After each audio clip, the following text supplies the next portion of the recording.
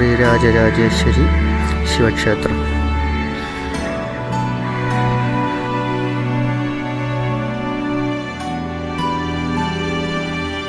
Hello friends, welcome back to കേട്ടോ media. പുതിയൊരു വീഡിയോയിലേക്ക് എല്ലാവർക്കും സ്വാഗതം. അപ്പോൾ ഞങ്ങൾ ഇന്ന് പോകുന്നത് ശ്രീരാജരാജേശ്വരി ക്ഷേത്രത്തിലേക്കുണ്ട്. ഇവിടെ ഒരുപാട് പ്രത്യേകതകളുണ്ട്. നമുക്ക് പോകുന്ന വഴിയിലൂടെ നമുക്ക് മനസ്സിലാക്കാം കേട്ടോ. ഈ കാണാണ് ചെറിയൊരു എൻട്രൻസ്. ഇതിൽ കൂടി വേണം നമുക്ക് അമ്പലത്തിലേക്ക് പ്രവേശിക്കാം. കയറുമ്പോൾ തന്നെ നമുക്കിത് നേരെ തന്നെ കൊത്തുപണികളോട് കൂടിയ ഒരു ഗോപുരം കാണാൻ പറ്റും. അതുപോലെ തന്നെ കണ്ടില്ലേ, ക്ഷേത്രത്തിലെ കുളം കണ്ടില്ലേ, എന്താ പറയുക, വെട്ടുകല്ലോട് കൂടിയ പടികളും അതുപോലെ തന്നെ ഒരു ചെറിയൊരു കുളിപ്പുരയും നല്ലൊരു അന്തരീക്ഷമുണ്ട്. നിഷ്മാതിയായിട്ടല്ലേ അമ്പലത്തിലേക്ക് വരുന്നത്. ഞങ്ങൾ രണ്ടുപേരിൻ്റെ ആദ്യമായിട്ടാണ് അമ്പലത്തിലേക്ക് വരുന്നത്. തന്നെ കണ്ടില്ലേ, നല്ല അടിപൊളി കൊത്തുപണികളൊക്കെ ചെയ്ത് വെച്ചിട്ടുണ്ട് കേട്ടോ.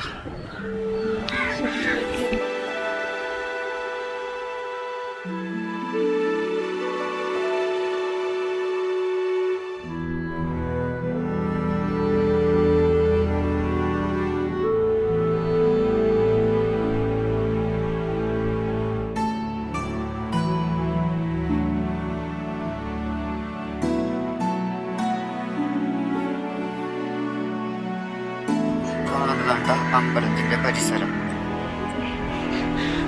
എല്ലാവരും ഷർട്ടൊക്കെ വലിച്ചിട്ടുണ്ട്.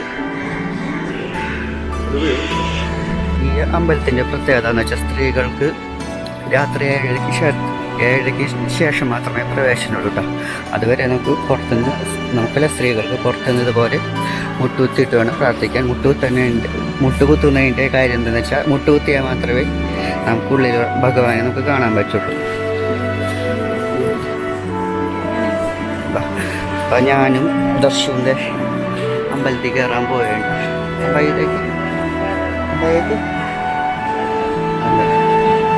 നമ്മൾ രണ്ടുപേരുടെ അമ്പലത്തിൽ പോയുണ്ട്.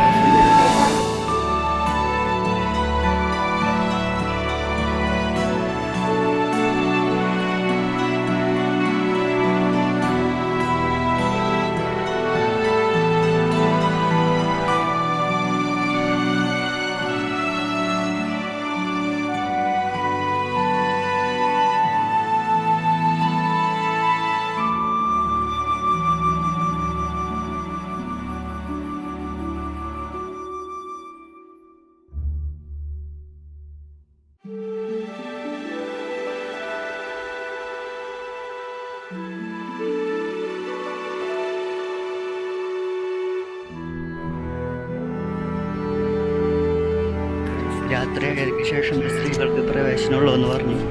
അതിനുള്ള കാരണം എന്ന് വെച്ചാൽ അത്താഴ പൂജയ്ക്ക് ശേഷം മാത്രമേ പാർവതി ദേവി നമ്മുടെ ഈ അമ്പലത്തിലേക്ക് വരുള്ളൂ. ആ സമയത്ത് മാത്രമേ സ്ത്രീകൾക്ക് പ്രവേശനമുള്ളൂ എന്നാണ് ഐതിഹ്യം. അതുപോലെ തന്നെ 5 വയസ്സിന് താഴെയുള്ള കുട്ടികളെ ക്ഷേത്രത്തിലേക്ക് പ്രവേശിക്കില്ല. 5 വയസ്സ് കഴിഞ്ഞ കുട്ടികളെ മാത്രമേ ഈ അമ്പലത്തിലേക്ക് കയറ്റുകയുള്ളൂ.